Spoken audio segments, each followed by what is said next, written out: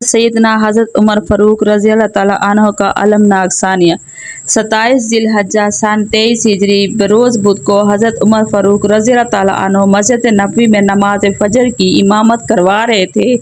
नमाज के दौरान फरोज नामी मजूसी गुलाम ने जहर आलूद खंजर से आपके जिस्म मुबारक पर 3-4 वार किए। हज़रत उमर फ़ारूक रज़ी अल्लाह ताला अन्हो ज़ख्मी होकर गिर पड़े। हज़रत अब्दुर्रहमान बिन औफ रज़ी अल्लाह ताला अन्हो ने नमाज पढ़ाई। बदबख्त कातिल ने मस्जिद से भागते हुए तकरीबन 13 मुसलमानों पर वार किया, जिनमें से 7 शहीद हो गए। आप रज़ी अल्लाह ताला अन्हु को बेहोशी की हालत में घर लाया गया।